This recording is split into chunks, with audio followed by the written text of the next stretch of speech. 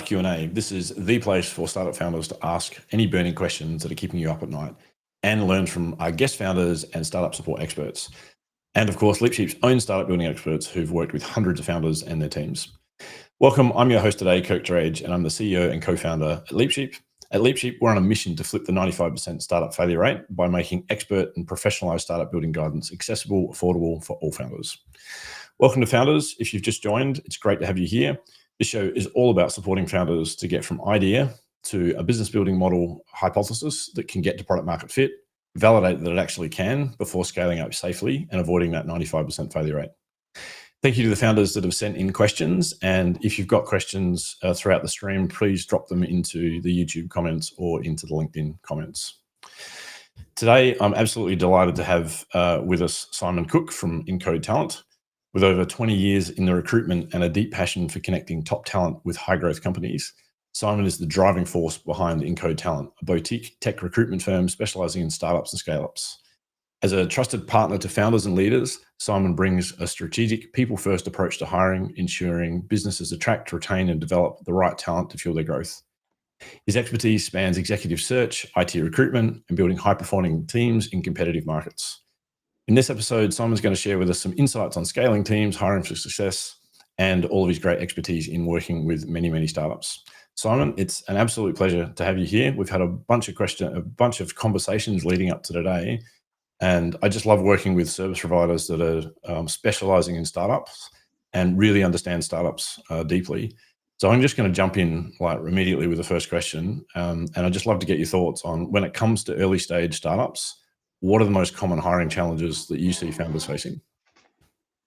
Thank you, Kirk. It's wonderful to be here, firstly. I think the biggest challenge I see is early stage founders jumping into a hiring process without a clear strategy. So they're stretched thin, they're under pressure, they feel like they need a developer or whatever the position is, and they just jump in and go and start meeting with people. They haven't defined what the process is going to be, haven't defined the role, they're not sure what success looks like, they haven't a clear idea on the salary, or even if that's the right time to hire. So for me, that's probably the most common one that we go into a meeting and we're confronted with. Yeah, right. And so, we've talked about before that, when you're building a business, whether it's for the first time and you've not been in a management position before and you haven't hired, the learning curve's, pretty steep. Even if you have been maybe you've come out of a corporate or something and maybe you've managed a team, but you might have been lucky enough to have a HR department or, some support.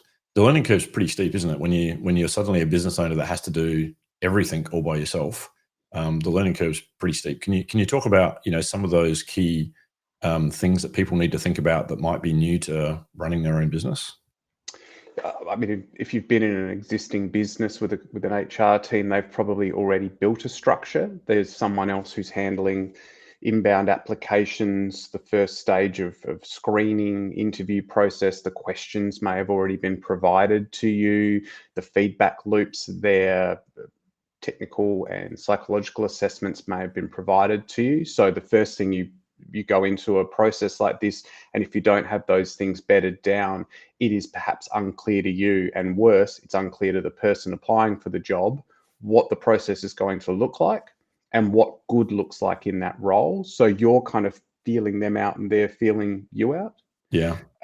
It's also worth noting that sometimes founders themselves are high-performing individuals who have started their own business because the corporate world didn't quite suit them, and they haven't given necessarily as much thought to the kind of person that will bounce well off them, and that they don't go into a process with that considered as well.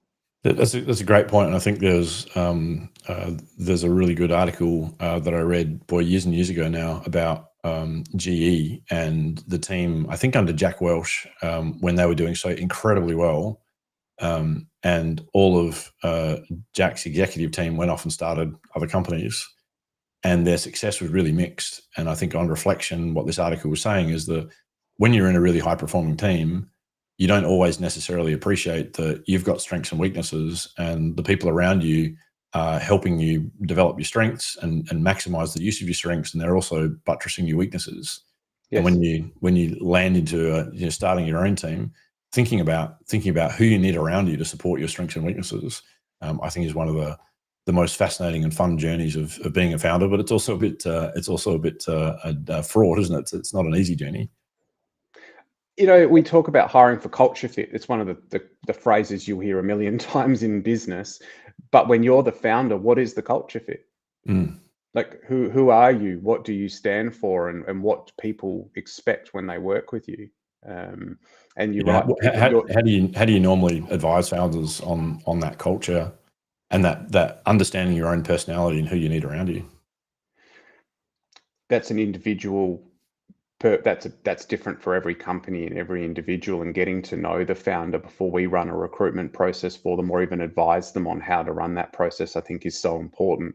And you've just referenced there a GE example, but understanding the person's experience and background. I work in environments where there are founders who have never led teams, who have a brilliant idea, a knack for entrepreneurship, but have actually never led teams. And then there are other examples. Perhaps I'm more like the other example, where I was able to work under wonderful mentors for a period of time, lead some teams, but now run a smaller business and welcome the chance of not managing people anymore. But it is different for every person. So I don't know that there's a catch-all answer for that. Yeah, I mean, that is the great answer. And I guess it's the benefit of working with the professional service providers at the right kind of time. One of the big problems that we have in the startup world is we love to do things in cohorts. So we love accelerator programs and those kind of things. And of course, often that's a one size fits all kind of approach. When it comes to this particular issue, there is no one size fits all approach, is there? Because people are just so different. Their diversity of experience and personality types, and they play such a fundamental role in deciding who your first hires and team members are going to be. 100%, and that's the challenge for someone hiring. If you talk about the junior senior type thing, which I'm sure we'll get to, but junior developers in the world I work in will be happy to take any opportunity. They're very adaptable, flexible. They won't ask as many questions. But if you're looking to get a head of engineering or a senior developer who can make a real impact from day one, they want to know these things because they've seen failures, they've had problems before, they've been in environments where strategy changed every month and they didn't enjoy that.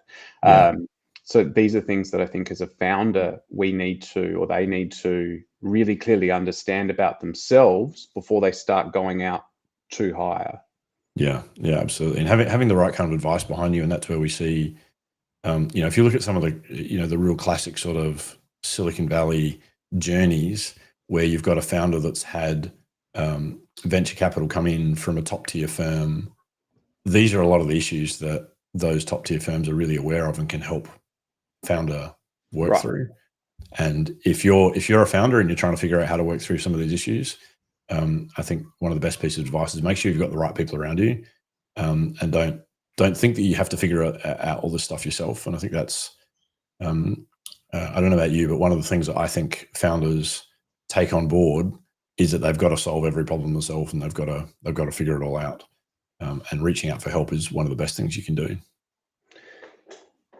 I couldn't agree more. And I think you and I have had a couple of conversations about the services you provide, and that leads people down the path of making more informed and better decisions because you're coming from a place of experience and a number of businesses around who've been through similar things. Whereas as a founder who's walking into the world and either making a hire or just getting on with business, if you don't have people around you who've been through that already, there's so much you just don't know. Yeah. And as a founder, one of the pieces of advice I'm always giving founders is put yourself in a situation where you don't have to go fast. There's a big myth in startup land that there's an advantage to being first to market. And it's really hard to name companies that have been first to market that have been successful. Most have been fast followers. Usually it's the first to market that, pave the way, a lot of investment in help educating the customer and like figuring out what's possible with the technology. And then someone comes in and capitalize on that with more capital and more stamina and so forth. So, we've got so many examples, the iPod being sort of a classic one, right? So if you can get yourself in a situation where you can slow down and get more help around you, it's probably one of the best things that you can possibly do. But let's sort of build on that and actually talk about the the first hire. We were kind of talking about this earlier. What should a founder think about when is the right time to actually hire someone? Should they not hire someone? Should they hire someone? Who should be the first few hires? Have you got some thoughts on that? I'll firstly say that it is an individual situation, because if you have a technical founder, the gaps that they might have are very different than those of a non-technical founder.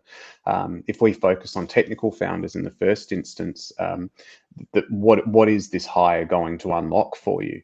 Like, what is this going to make your life easier, or is it going to unlock growth? If it's going to unlock growth, then we're talking about something that's genuinely worthwhile.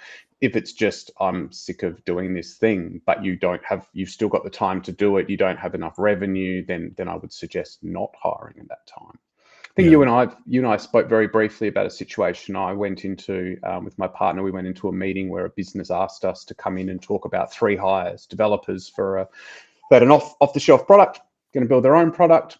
We went in 3 hires, very exciting, driving to a meeting like that as a small recruitment business. But it became clear that they weren't clear what they were going to do with these people. They weren't able to talk about what success looked like. They weren't able to talk about the structure of the team, about how much runway they had to spend on this. So we ended up recommending they didn't hire and suggest they go and talk to some small consulting businesses who could actually provide either an MVP, some architecture, some guidance. And what happened is they did that, and ultimately a year later came back and used us to fill out the team. But that's just an example of where the first thought of some businesses is hire. Success is hiring, success is having a team, but they could have burnt $300,000-$400,000 in salary in a year and made it very, very small gains, where they were able to spend well under half of that to actually get a strategy that's now set them up to go forward. Yeah, I mean, it's a really good point. It's I think this is another challenge that we all sort of suffer as founders, is you want to feel productive as a founder, and feeling productive often feels like either you're releasing software or code or product, or you're making sales. That's when you really sort of feel productive. Sometimes going to events and speaking and successfully raising capital, that feels productive at times too. But the types of things that you're talking about, which is really assessing your situation, taking time to more deeply understand your situation, taking more time to speak to potentially other founders, speak to potential talent that you might want to bring in, service providers that you might want to use. Sometimes the overwhelming urge is just to tick something off the task list and get it done. But more understanding is often actually more productive. And so figuring out, do you need a co-founder, for example? Because it depends on your capital situation. Can you really afford to hire somebody? And can you even really afford to hire an agency to do something? Maybe it's that you need to find a co-founder or someone that's willing to work for a lot less than they're worth. And that's sort of part salary, part equity kind of role, just because you're super early. I'm sure you've had some of those kind of conversations before. Yeah, we get questions about what mix of salary and equity, salary and bonus. I think traditional thinking is that you start with a lower salary, higher equity, and as you work your way up or down, whichever way you want to look at it, as your business becomes more successful and builds more revenue, then you can afford to pay more salary, but remove equity or move to performance bonuses. That seems to be the way that most startups we work with move on. You and I spoke about this morning. The only recommendation I make, and I don't advise on it, is to get good advice on legal and HR. Don't write equity offers on a piece of paper that hasn't been looked at by a lawyer. There are examples of business who got to investment stage and lost the opportunity to get investment because they looked at the paper and went, you've given too much of this business away, frankly, to people who aren't even here anymore and aren't contributing. That's such a good point. I mean, it's really important that people understand the labor laws and also understand things like IP. So IP assignment and those kinds of things are all taken care of. So really good advice. Do you see that in the people you work with, that they've maybe at times rushed to, or is it okay because you've already? Oh, okay. Yeah, all the time, all the time. I think yeah, the point that you make is a really good one. If you've got to have good legal support behind you, and that legal support has to be startup savvy, because you're not Apple or Samsung that can afford a team of lawyers, and so you've often got to take some risk as a founder for when you can spend. Like if you go to a lawyer about setting up, your recruitment function, and employment function, and say, what do I need to do to meet all the demands? The bill's probably a lot higher than you expect. But you don't necessarily have to spend that all on day one. You can create a bit of a roadmap and get there over time. That's the advice that we give to founders, and works very well. Brilliant. So you mentioned a couple of different scenarios to answer this question. What's the right or wrong time? So you talked about technical founders. What do you see is typically, if you're a solo technical founder, what kind of things do you typically see as the best next step or the best next hires? Or if you can't answer best, because that's a hard thing to answer, what are some of the things that you've seen that have worked? So if you talk about if your cost is if cost is a consideration, you can, as a technical founder, I think you can afford to hire generalist juniors and provide them that mentoring, because the payoff is that they are low cost, they are enthusiastic, they are very much open to ambiguity, because they're learning, the opportunity for them to learn inside the business is highly valued by them. They bring new thinking, and typically if you get the right person, they will adapt to any culture, any cultural fit, and will be a problem solver. If you are looking as a technical founder to move up and run the business, as in there's going to be more than one hire, a senior developer has the benefit of being able to take on much of the technical responsibility to create new ideas, but the cost base is higher. And I do find sometimes with senior developers, they are looking for organizations where there is a clear roadmap and strategy. So there's 12 months at least of clarity over what they're going to do. And they look to organizations where that they're going to start, they're going to know what they're going to do, and their life will be fairly straightforward. Whereas juniors tend to be a little bit more open to different ways of working. Yeah, that's great advice. We see a lot of founders having a lot of success, particularly in the earlier stage of the firm, hiring those junior developers, for all the reasons that you've just explained. They're in what I describe as more of a learning rather than earning phase of their career. The thing that's most important to them is they're getting experience, and so they're willing sometimes to take a little bit less than an ideal market-based salary. Yes. If they're going to get a fabulous opportunity to do something they wouldn't otherwise get, maybe in a larger firm where they might get a better salary, they just wouldn't get the opportunity. And that's a real opportunity for founders, which is it's a great two-way value proposition for both the founder and the hire. It's career building for the junior developer in that situation. Yeah. And the cost to access that talent is minimal, because remove salary for a second. We're involved in Adelaide, at least, the junior developer meetup. There are 100 people who turn up every time we put that on, many of whom are seeking work. And it's only once or twice that I've seen a business turn up with a sign or something saying I'm hiring. Yeah, right. They got access. The guy turned up with, it was a ballsy move, but he turned up with a QR code and says, I'm hiring, this is my company, scan this and apply. Yeah. And he got everyone, half the people in the room went and got their phone out. And just that one move, he accessed 50 people who turn up to events who are trying to further their career and learn about themselves. Like, just, trying things like that to get in front of that kind of cohort. And there's no cost. That's a great example of creativity. That's a key tenet of hiring is creativity, isn't it?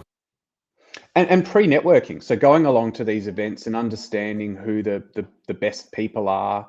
It's very hard to evaluate junior talent, but if you see people who are attending events, volunteering at these events, going along every time, asking good questions, when it is time to hire, you've already built a network of people that you perhaps have that fit with, that you've got on well with.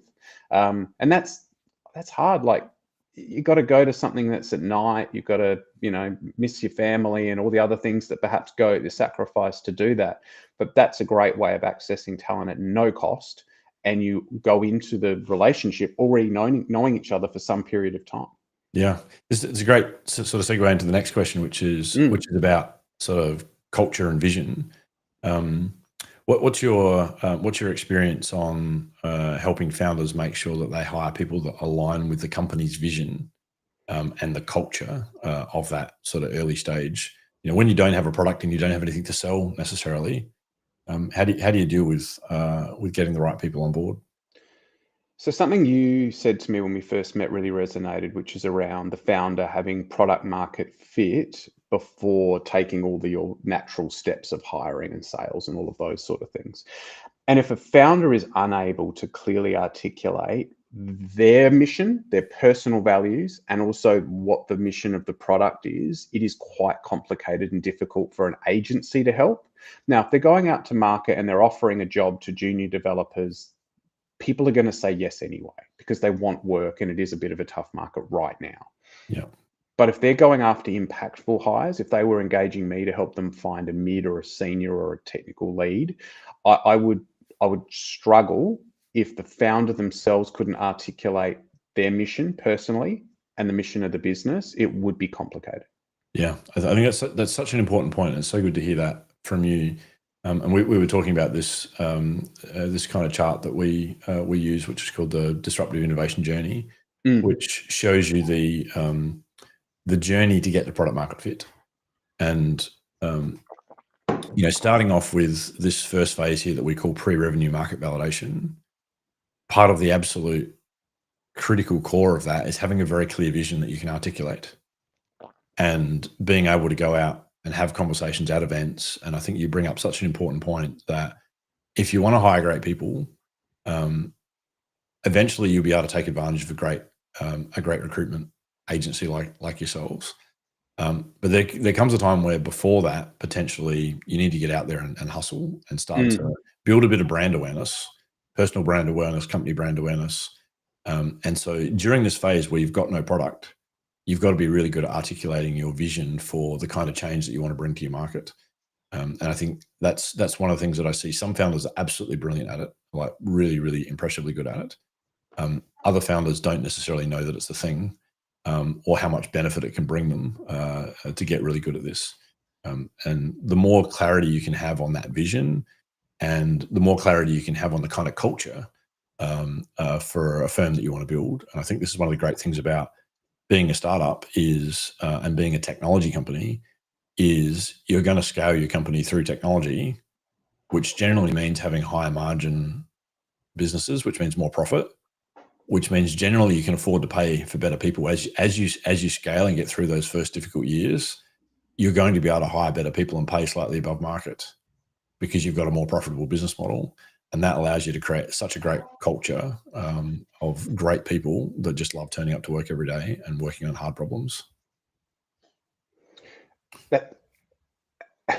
It's probably a difficult thing to ask oneself, but the other thing is, am I the leader of people that those people need? Or do I need to replace myself in that position as well? Because you can be a creative, dynamic leader who can get investment, who can go to events, who can do all of that. But you also need to be that person who can sit across from someone in a room and say, this is the clarity you need. This is the transparency I'm going to offer you. This is the role. This is what good is going to look like. Yeah. And I'm going to be clear with you every time if we're both meeting our expectations, because if this isn't working out, I'm going to have to make a decision really quickly and shift in a different direction, which is code for you're going to leave the business. Yeah. And be honest with someone about that, but do it in a way that doesn't leave them broken or angry, because then they're going to go to that meetup and say, I worked for X and they were terrible and this happened to me. And then suddenly that message is getting out that you're not a great employee. We want the complete opposite. Yeah. I mean, that's such a good point. And I think what you're sort of alluding to there is the authenticity that comes with, being a startup to start with, because things change all the time. you go into a market segment that you think is going to be fabulous and the market tells you otherwise. Doesn't mean your business is done. It means that you may have to make a pivot. And so just being realistic about that with your hires, I think is really important. As long as everyone's sort of aware of the risks and challenges and the opportunities, then it makes those difficult discussions that may come later a whole lot easier. Can I ask you a question on your product market fit landscape? Sure. Yeah. Where do you typically see founders ideally bringing in additional talent to the team, or is that not clearly? Is that different for everybody? It's definitely different for everybody, but typically we see a couple of types of founders. One is because of the business that we're running, we attract a certain number of founders that are right at the beginning of their journey, and they're like, I just want to get this right. I don't want to waste my time and my capital on doing the wrong things. And so we can take them through a very well-planned process to validate the market and generally delay hiring to make the founder more productive and get more traction. And if the founder or the founding team can get more traction, then it's going to be easier for them to raise capital, easier for them to find customers. And so that's sort of one group of people that we see. But the other big group of people that we see, which is the majority, which is people that have already got a product in market that are struggling to get the traction they need. And typically a lot of that involves some team challenges and where perhaps they have over-invested in the product side of the business, and they've under-invested in the product management side of the business. I'm careful not to say marketing because,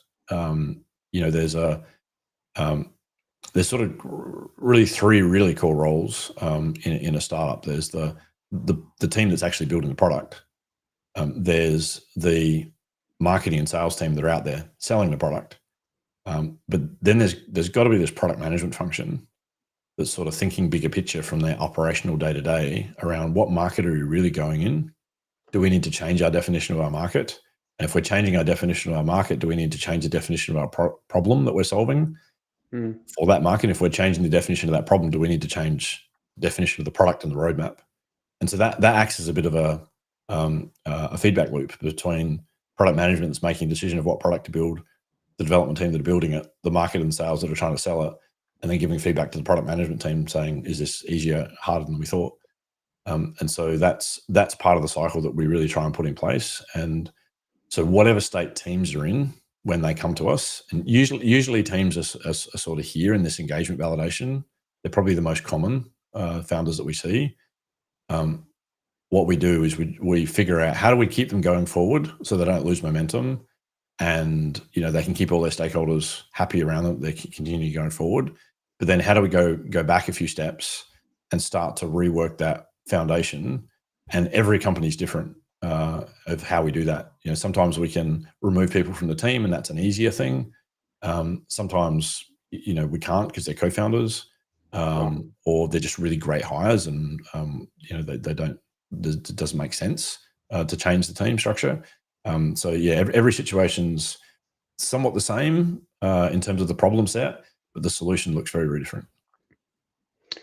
Can I ask you, sorry, this podcast you're asking me questions, but I did want to ask you one question. When you talk to these businesses, what's the most common mistake that they've made in their early hires?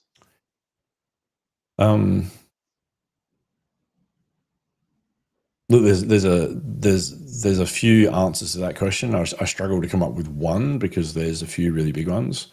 But probably the most relatable one is over investing in the product and thinking that building a world-class product is going to provide you with an easier time of it to start up success, and not recognizing that actually building a sales and marketing approach that can get you engaged with customers and really understand their needs, and building a customer success function that understands other users actually getting the dream outcome from your product to feed into your product development. I'm meeting founders all the time that have almost all the way through building a product that their intent is then to launch that onto the market because they feel like they're starting to get feature complete.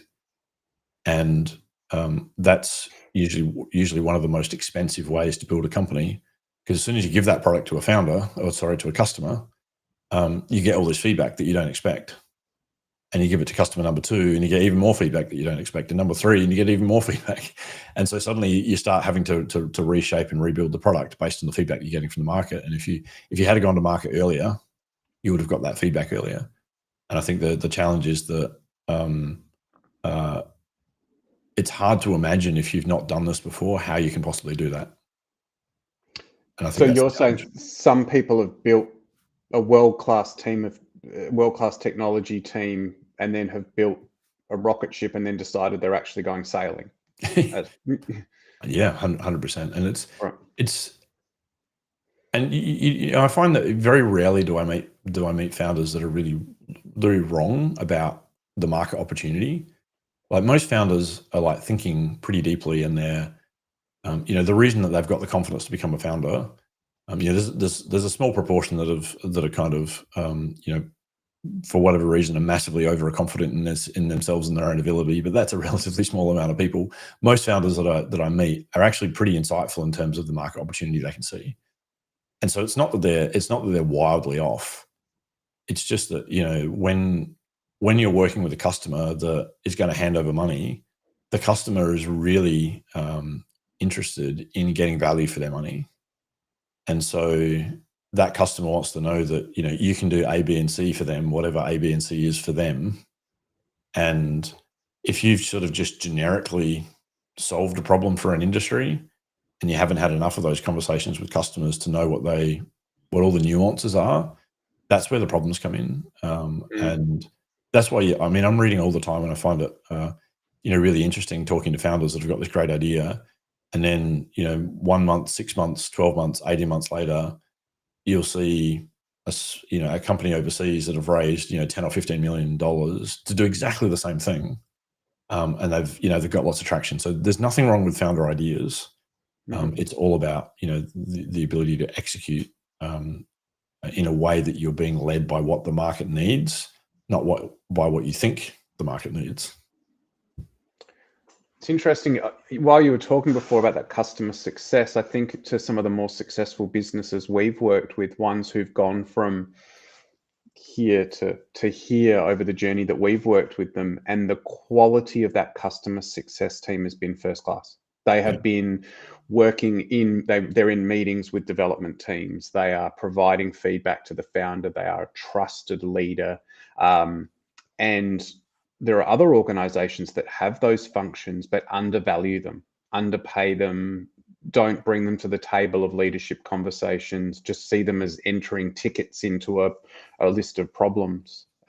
So I'm talking as I'm thinking, but your experience there really aligns with what we've seen with some of our more successful customers. Yeah, it's a great point. You can see the way that the SaaS industry is actually moving now, where, SaaS for a long time got away with, if you think about a product like a Slack or a Dropbox, I can just get away with giving you a product because you've never had a product like that before. A lot of businesses that are putting a Slack or a Teams or something like that, and have never had a real-time messaging system before. And the benefit of going from not having one and having to deal with email or telephone as a way to communicate with someone, and then moving to like a Slack, for example, is so, amazingly beneficial that those businesses haven't really had to think that hard about customer success. And I apologize to their awesome customer success teams. But compared to the businesses today, where, the SaaS market's now relatively mature.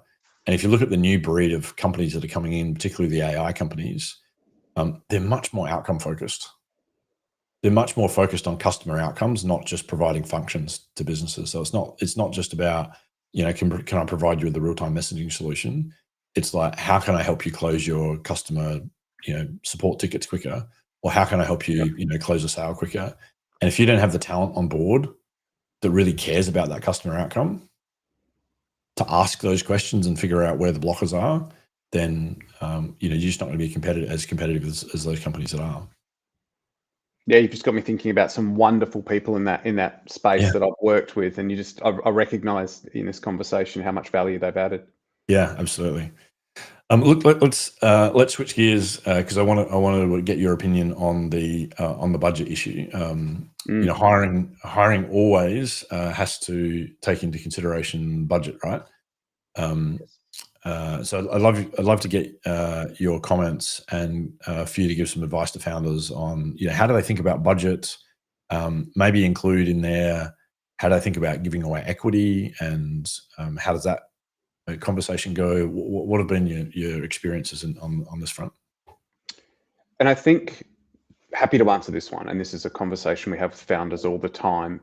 Speaking to a founder this week leading up to this conversation, he made a really good point that anything he offers his staff as far as equity, bonuses, or anything else has to be sustainable. It can't be a sugar hit. It can't be, I'll do this for a quarter and hope that I make enough money to be able to keep doing it. Yeah. So I'd say this, whatever a business looks to put in place, it should be sustainable and funded for a period of time, because if you take something away from someone, they won't accept that. It's great advice. Great advice. It's like the basket of fruit in the kitchen. You give it to the start every month. You get the basket, or every week you get the basket delivered. And the moment it stops, everyone's like, "I love that basket of fruit." But we kept throwing it away. It kept going off. But anyway, going down a rabbit hole there. Look, I think one of the best ways I see founders saving on budget by utilizing either fractional staff, contractors, or outsourcing before they bring in full-time employees. If you're a non-technical founder, network with some fractional CTOs. There are some wonderful ones out there who provide just a brilliant level of service for a cost that you wouldn't expect, and you get access to experienced CTOs who can help you build out your hiring plan, your strategy, your architecture, help you talk about product market fit. You can talk to graduates and juniors from a development perspective to save money. But a couple of points I didn't want to miss here were, if you are hiring a mid or a senior and you want to get someone in who is going to be a key part of your team for a period of time, there's a couple of things that I would recommend. One is perhaps focus on generalists early, people who can solve multiple problems, and prioritize. Sorry, prioritize must-have skills. So, generalist, they must be able to do this thing, but they can learn along with the team the other areas. Yeah. Look, I just want to unpack, like you've just delivered some absolute gold there. So you've talked about sustainability. Don't think about things on sort of a project basis. You're much better off to have a more sustainable team than one that you have to chop and change, because you lose so much momentum and consistency and organizational knowledge and IP if you have to chop and change your team. So that sustainability is absolutely critical. You've mentioned fractional resources, which, as you say, I think it's a brilliant way to get the senior talent you need without having to pay for a full-time resource that you can't afford. Yes. You've mentioned using recent graduates, which, as we spoke about before, have got that hunger and desire to want to do that professional development and overdevelop in themselves. And I mean, this is a classic strategy for all the big tech firms, the Googles and the Facebooks of the world, where they're hiring huge numbers of graduates because they know that the traits that they get out of those graduates, and a mixture of those three things, the consistency of a team, that sort of senior oversight that's sort of fractional, and then those junior resources that are really willing to learn on the job and overcommit. That's a bit of a killer combination. So that's great advice. And those people are accessible. I mean, send me a message. I know people who have some time available who are just extraordinarily talented, who could provide that kind of service. Yeah. And they can mentor, they can help on board, or where they haven't got that capacity, or you don't want to pay for that capacity for them to mentor or on board, encourage your juniors to find mentors outside the business if you don't have the ability to provide that yourself or within the team. There are people out there who'd be happy to have a coffee with you once a fortnight, once a month. And again, you go to meetups, you meet people, you ask to have a coffee. Great point. And I think this is something that founders should encourage. the more questions and questioning junior resources can provide to a founder, the better off the company's going to be. So if you've got a junior developer and they can find an external mentor that can mentor them, and that mentor might say, why are you doing this or why are you doing that? And then the junior developer comes back to the founder and says to the founder, why are we doing it like this or why are we doing it like that? And that causes the founder to think about something they may not have thought about. Yeah. I mean, that's gold. It's absolute gold. So that's great advice to get those junior resources, mentors outside of the business. And if you can, embrace it, not fear it. I mean, I know our ego gets in the way sometimes, but if there's someone else giving your team better advice than, or advice that has you considering your position, that's wonderful. Yeah. I appreciate ego can get in the way at times. So.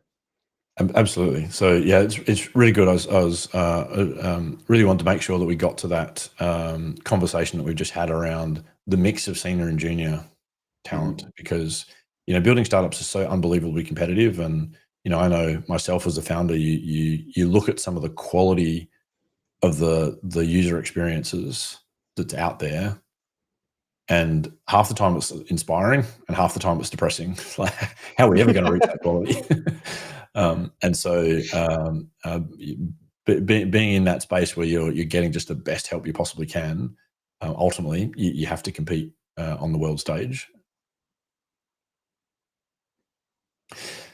So let's talk about another really common question that I hear from founders all the time is, how do you compete with larger companies for salaries and benefits? How can you, as a small, tiny startup with, way undercapitalized, compete with the big guys that have got far more capital and brand equity than you've got? I think it comes back to our earlier conversation, which is selling the mission, selling the value, and the impact that you can have on a business like this. Typically, if someone's coming and sitting down with you to talk about this role, it's because you've already built a form of relationship with them, or they're aware of you, or or a recruiter's introduced you. There's a way that they're in the same room.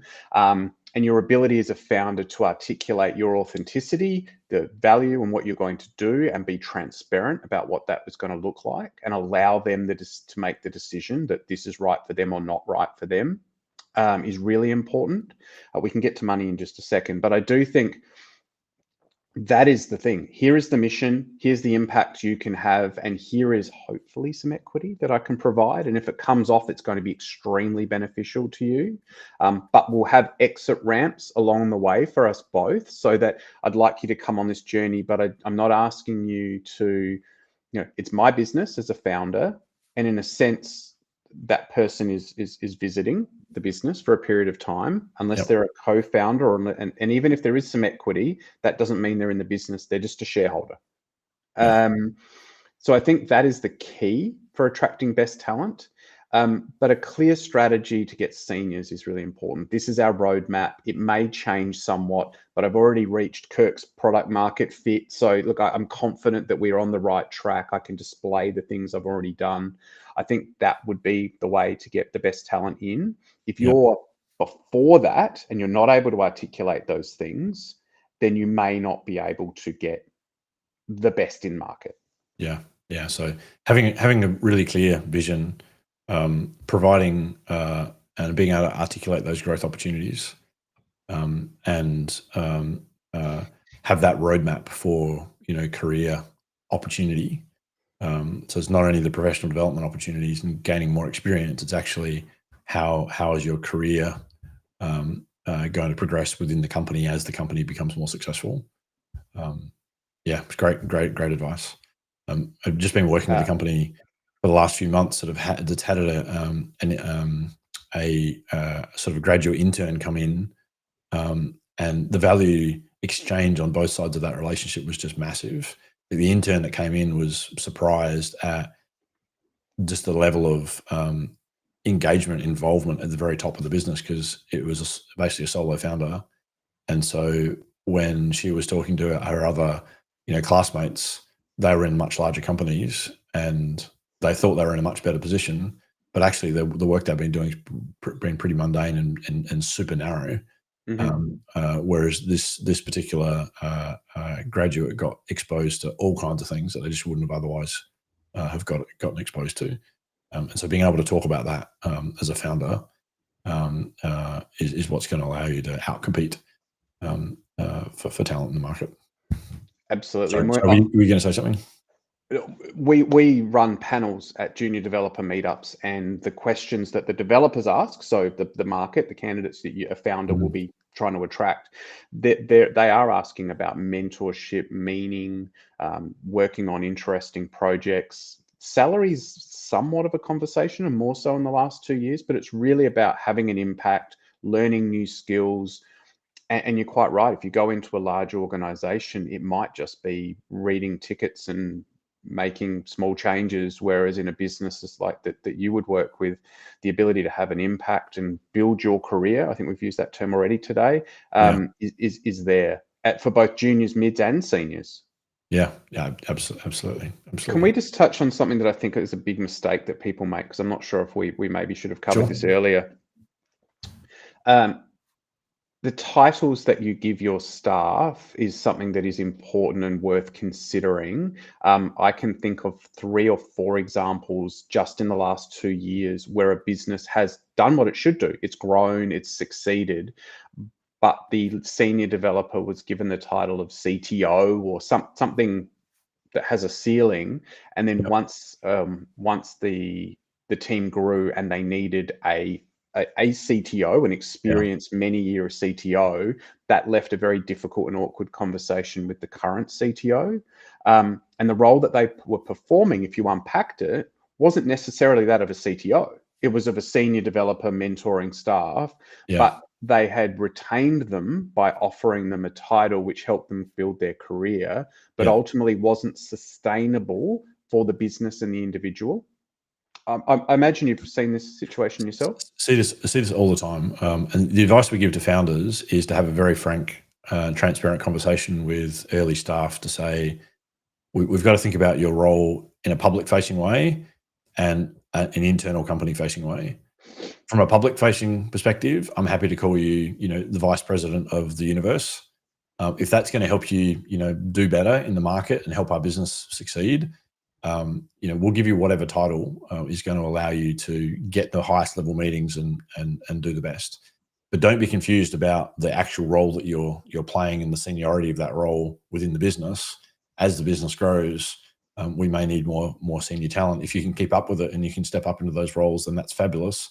But if you can't, then we may need to bring more senior people in. And so having that clarity right up front for every role across the business is a conversation we encourage founders to have with everyone they're hiring. You should clip that up and send it to some people.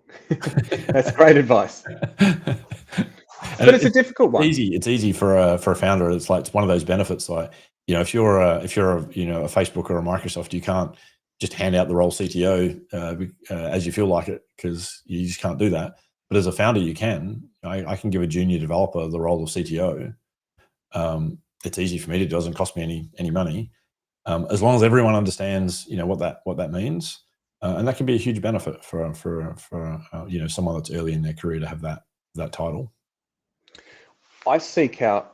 I have mentors in my life that are within technology industry. So people who are founders, who are head of engineering and CTOs, they give me some of the best advice I have. And a gentleman by the name of Isaac here in Adelaide gave me some great advice on hiring, which is that founders look at CVs from places like Atlassian or Google and these and go, oh, they're in a startup, they're in a big tech company, they'll be great for us.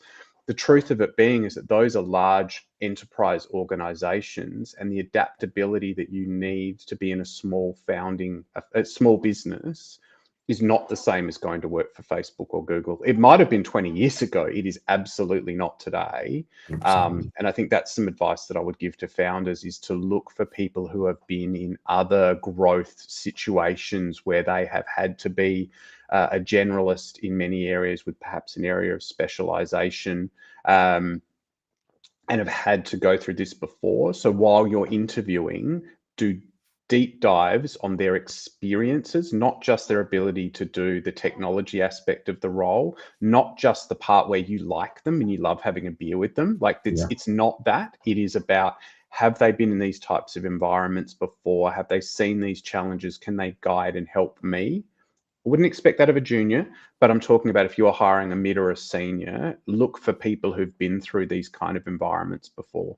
Yeah, I mean, you've used the word a couple of times, generalist, which I think is absolutely critical, and such good advice for founders, because when you are a small team, you still have to do often dozens of roles that a large corporate has to do. Someone's still got to pay the tax, someone's still got to do social media, someone's got to do copywriting, someone's still got to create style guides. I mean, there's such a breadth of roles that are required by a company that might only have 1, 2, 3, 4, 5 employees, and so the ability to hire generalists is really important. And that's as much a skill set as it is a mindset. I've got lots of startups that we've worked with that the developer or the marketing person or the finance person or whoever will say, "Well, this is my role, so that I can only do this." And so I'm actually a CFO, so I'm going to work on spreadsheets and models and just let me know if you need me. Like, I've been really valuable as we've been raising capital and been getting involved in that conversation, but now we're in a different phase, and we're marketing and turning up to events. Like, you don't get to sit in the corner and keep working on forecasts and models. You actually have to come out with everyone else and start handing out brochures or talking to people on the show floor or whatever it is that you're doing. That absolutely critical. 100%. 100%. Yeah. I guess the thing I'd say though is as the business grows, you're going to have to hire specialists. And 100%. so your generalists either need to find a way to specialize, and it's important as you bring specialists into the business to cross-train the other people. So provide opportunities, whether it be a Friday lunch and learn or something, for people to share knowledge and put people in situations where they're trading off that specialist knowledge, so that you can continue to grow the skill set of everybody in the team, which is another benefit of working in a smaller environment and having that ability to walk out with other knowledge that you wouldn't have otherwise got. Yeah, that's so true. I mean, it's one thing I noticed when I talk to talent from Silicon Valley, is a lot of talent over there really understand at what stage of maturity they're really good at in a company. So I meet people all the time saying, like, I'm an early stage guy because I'm a generalist. I know how to do many things well enough, but I'm never going to be a world-class CTO, or I'm never going to be a world-class salesperson, or I'm never going to be this, or I'm never going to be that. And so, like, the larger companies where the specialization becomes more important is just not the phase of the business that I enjoy or that I'm good at. So I get a company to this certain phase, and then I'm off finding the next company that I can be involved in at that phase. And that level of awareness that you see from people in that market, I think, is really interesting. I certainly see that level of awareness in the hiring manager level of talent. I certainly don't have a lot of those sort of conversations from a talent up perspective in Australia. Yeah, right. Yeah, it's kind of fascinating. All right, let's talk briefly just about process. We don't have a lot of time left, but I'd just love to get your, you've obviously got, you are a specialist in this area, and it'd be criminal not to not to talk about this, but just talk us through a process from a process perspective. What are some of the tips and approaches that founders should be using? I assume for this, we'll say that the funnel has got you a list of people that you want to meet. The way to attract people is a whole other conversation, and maybe a whole other hour of modern attraction practices to get people in the mix. But what I would say is, from the first contact you have with them through to the offer, should never be more than 3 or 4 weeks. Yeah.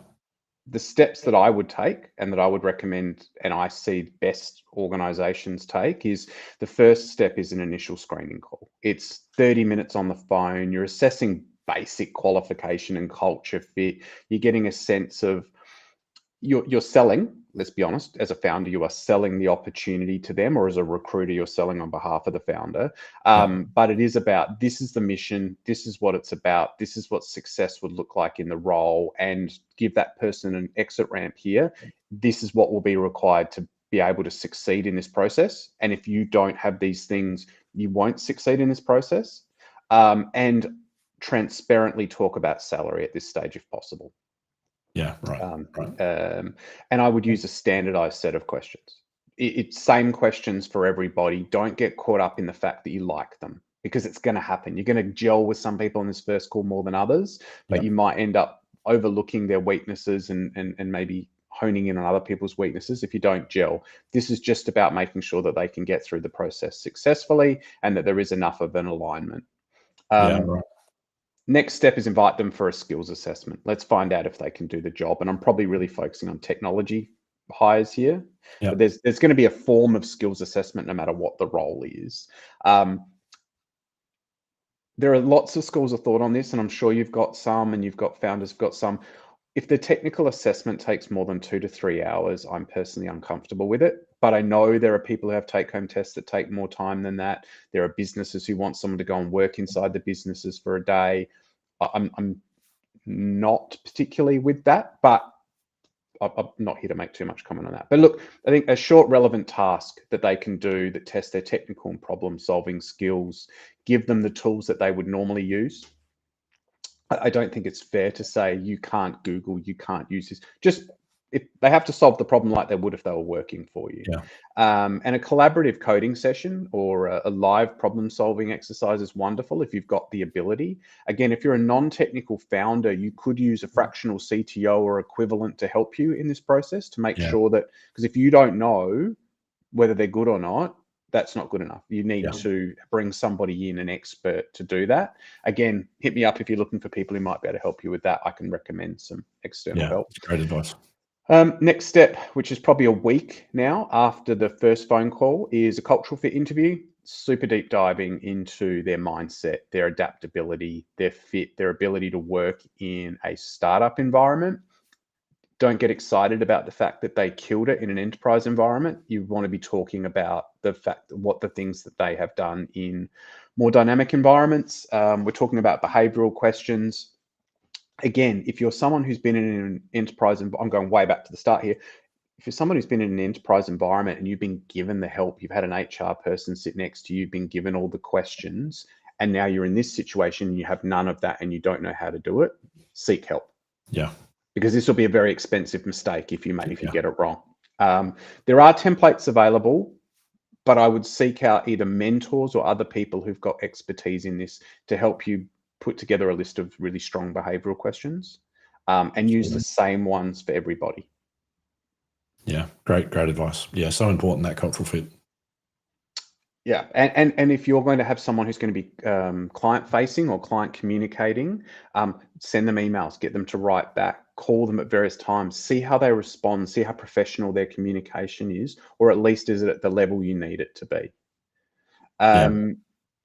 So at this stage, we've gone through initial screen, technical assessment, which we're confident they can do the job. We've now put them through a cultural and behavioral interview process, which we now believe they're the right fit for us. The next stage would be reference checks and final interview with founder. I would recommend that the founder's involved at almost every stage of this, to help keep selling the vision, to keep them on board, keep them engaged, show them how much this person cares about this hire. But I would have a final founder interview. That's over lunch or coffee, which is basically go back over everything that's been said, make it really clear that that they're wanted, that this is a role that has an impact on the business, and the founder can make the offer directly to that individual over that lunch or coffee or whatever it happens to be. But have a contract. It's not, I'm going to send you a contract later and I'll make you an offer, and then the person leaves going, did I get the job? Like, have it, explain it. But explain it. Like, this is the contract, this is the equity, this is what it will look like, whatever you're going to do. And take us back to that point, make sure it's legal and HR checked before you do this. Don't get excited and add extra zero. Reference checks is the other thing that I think should be in this process, typically after the behavioral, before the offer, which is deep dive on those reference checks. If someone can't provide someone who they worked for in their past, that's a red flag. They absolutely should be able to provide someone who they worked for who goes, I wish they didn't leave. I still keep in touch. I still catch up with them. I still call them for questions. The documentation they left in our business, we still use. Like, that's the kind of thing you want to hear. Like, oh, he's great, or she's great, that's they are great. You know, bring them. You should get them. great advice. Great advice. And one of the themes that you through that process is that momentum and over communication of the opportunity. You hear this all the time about the poor experiences that candidates have, and what you've articulated is how to create a positive experience that drives that desire for the candidate to go, wow, this company's on the ball, and these are the kind of people I want to be with. And as a recruiter who's a third party, at times you're just, the founder is just on it. Like they're communicating with you, they're communicating with the candidate. The candidate's like, this is super impressive. That's what it's going to be like when I work there. Yeah. The opposite is when there's silence for a week, and either the founder is too busy to communicate with them, the founder is unable to make a decision, and they're like, right, well, if I go and work there, that's what it's going to be like. They're going to be too busy for me. They're not going to be able to make decisions. They're not going to communicate. I'm going to be lost to know where I'm at. So people do read a lot in, sometimes too much into it. But I do think it's a good measure of what will be like to work for a founder, how they treat you through this process. 100%. As a founder, you've got to think of as much about employee experience as you do about customer experience. And what you've described is a great example of how to think deeply about employee experience even before they're an employee, which is important. Fabulous. Look, I can't believe the hour's up already. I can't thank you enough for the conversation today has been really high quality. It's been really, really founder focused, which is the kind of conversation I love. It's been an absolute delight to have you here. If founders want to get in contact with you, we've got a QR code on the screen there. They can reach out, and you're open to have a conversation with founders about how you might be able to help them best. But I think it's really clear your fabulous experience in this space. Thank you, Kirk. I appreciate you having me. Pleasure. And any sort of final thoughts or comments for founders that you want to leave them with? I think hiring adaptable people who are problem solvers over someone who ticks every box of a job description is absolutely essential. And being creative with compensation, looking at different ways to attract different talent. But ultimately, people buy into the founder. The strategy of the business is important, but ultimately the authenticity and the charisma, if you like, of the founder and the clarity over what they're doing and their experience in believing in them as the captain taking you on a mission. So I think having that ready to go before you hire is super important, but also listening to the message that you've talked about, Kirk, which is it time to hire someone into the business, or are there other things that the business could be doing before we hire to make sure that we're ready for that hire and it is sustainable? Yeah, absolutely. Such good advice. Well, thank you so much. It's been an absolute pleasure.